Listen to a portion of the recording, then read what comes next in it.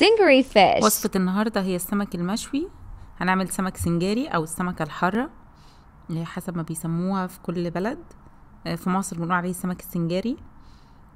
تنفع بأي نوع سمك. النهاردة أنا عاملة سمكة كبيرة، حجمها كبير. السمكة الواحدة حجمها 4 كيلو. عاملاها بتتبيلة سهلة جدا وما خدتش 10 دقايق في تجهيزها، مع رز أبيض بقى وسلطات، حاجة كده من الآخر خالص لكل الناس اللي بتحب السمك، وحتى اللي ما بيحبوش هتعجبهم الطريقة دي.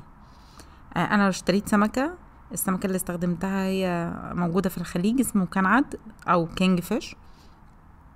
تقدروا تستخدموا نفس الوصفة اي نوع سمك بتحبوه، سمك بوري، سمك قاروص، سمك البلطي العادي بتاعنا اللي في مصر، او اي سمك انتوا بتحبوه، السبريم اللي هو اللي بنقول عليه في مصر الدينيس.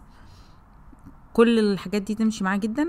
حاولوا تختاروا بس سمكة تكون مش زفرة وما فيهاش نوع شوك كتير، عشان لما يكون في خضار ما نقعدش يعني في التتبيله وكده ما نقعدش نفصص كتير، نقدر ناكل بسهوله يعني. السمكه دي الحقيقه ممتازه جدا، ليها الكنعد ما فيهاش سفه كتير او العظم او الشوك ده كتير، ما فيش حاجات من دي كتير. هي بس العظمه الرئيسيه وكم عظمه كده اللي حوالين البطن، سهل يتنضفوا.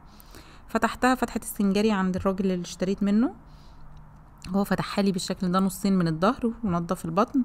انا اخدتها على البيت، فتحتها دلوقتي بالشكل ده. محتاجه طبعا صاج كبير لانها حجمها كبير قوي.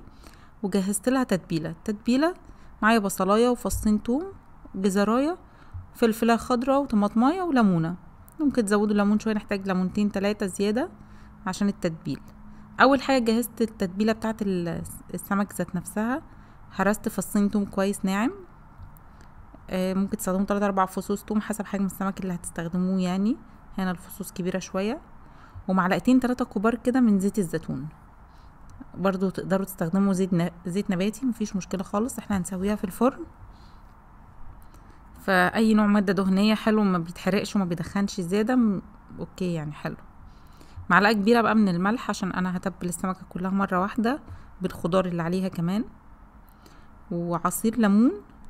ومعلقة كبيرة من الكمون. السمك طبعا يحب الكمون والثوم قوي، دول بيعملوا ماتشنج حلو مع بعض يعني، بيعلوا التست. فحطيت معلقة كبيرة كده من الكمون. انا السمكه اخدتها من عند الراجل، شطفتها غسلتها كويس قوي وشطفتها كده بالسريع بميه وعصير ليمونه كده عشان ما تتبهدلش مني، ما تتهراش قوي يعني وكده. هي كلها على بعضها اعملها كلها مره واحده. جهزت التتبيله دي للسمك، هتبل بيها اللحم بتاع السمك يعني، هغلف السمكه كلها. هي جايه السمكه فريش، فانا مش هقعدها كتير في التتبيل ولا حاجه. انا هحط لها التتبيله على هدهن بيها بكل الخليط ده، هقلبه كويس قوي مع بعضه الاول. احسن حاجه ان انتوا تعملوا بالشكل ده في طبق التتبيله كلها الاول مع بعضها عشان تتجانس، وبعدين تدهنوا بيها السمكه مره واحده.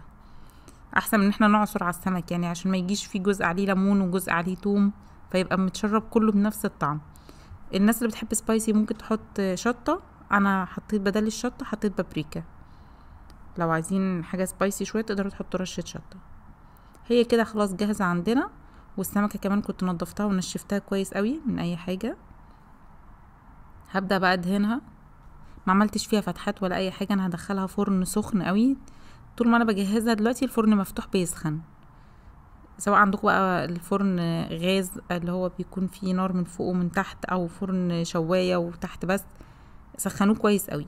جهزت معايا الخضار ده متقطع ليها طماطم وبصل وفلفل، جزر مبشوره. الجزره دي مهمه قوي في السنجاري يعني، بتشيل اي زفاره او اي حاجه وبتفرق جدا في الطعم.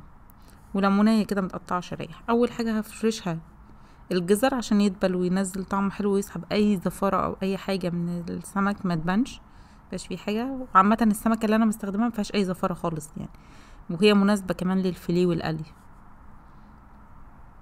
رصوا بقى الخضار كده على الوش، قطعوه رفيع على قد ما تقدروا، شرايح رفيعه خالص عشان ما تبقاش تخينه وتبقى مش مستويه. احنا عايزينها بس تتشوي شوي خفيف وتتنكه كده بالتتبيله، نقدر ناكلها مع الاكل، مش ان احنا نشيلها تبقى تخينه قوي وطعمها وحش زي المسلوقه ونضطر نشيلها. لا، هي كده تبقى كانها مشويه وهتبقى طعمها احلى واظرف يعني.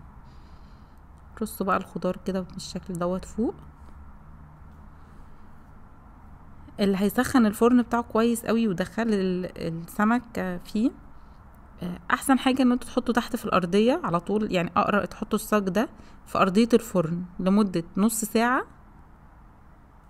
عشان يسخن. حسب حجم السمك تفضلوا تراقبوه، يعني لان في سمك بيكون حجمه اصغر ممكن يستوي بسرعه، السمك ما بياخدش وقت خالص.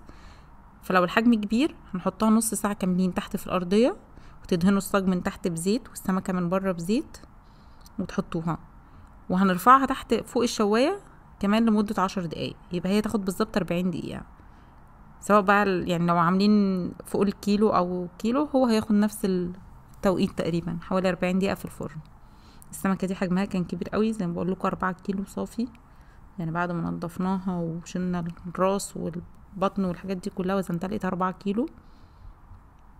دخلتها انا عندي الفرن ده، فانا دخلت على كان برضو متسخن، دخلتها حطيتها على الارضيه وفتحت الجوانب كده شويه لمده 10 دقايق، وقبل ما اطلعها بدقيقتين بس عليت النار شويه من فوق. زي ما بقول لكم البديل بتاع التسويه ده للفرن ده ان انتوا تحطوا في الارضيه تحت نص ساعه وفي الشوايه 10 دقايق.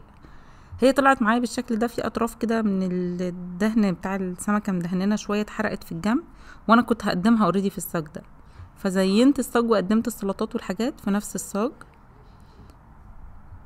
طبعا التسويه كانت ممتازه جدا، السمكه لونها فاتح من جوه، شايفين لونها عامل ازاي.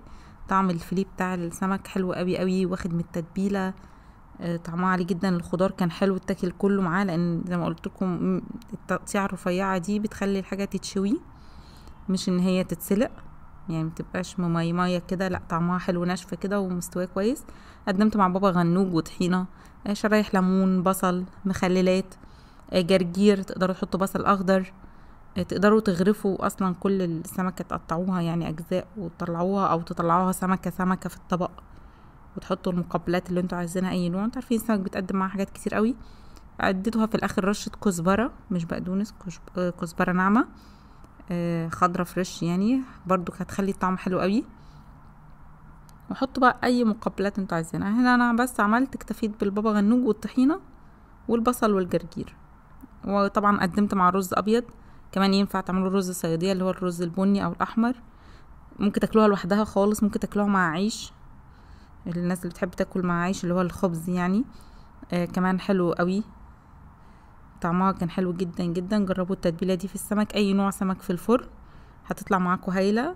احنا قسمناها يعني بعد ما طلعت في الصاج، يعني تقدروا تعملوها كمان في اطباق كده، دي طريقه تانية ان انتوا تغرفوا لكل شخص كده جزء مع وشويه سلطات ومقبلات، سلطه خضراء زي ما انتوا عايزين، اي حاجه، ورز. بألف هنا. لو عجبتكم الوصفه ما تنسوش بقى تشاركوا الفيديو ده مع اصحابكم، وتشتركوا في القناه وتفعلوا الجرس عشان توصل لكم كل الوصفات الجديده. واللي يجرب اي حاجه ياريت يحط صورتها تحت في الكومنتس، ولو ليكوا اي اقتراحات كمان ياريت تكتبوها. اشوفكم على خير ان شاء الله.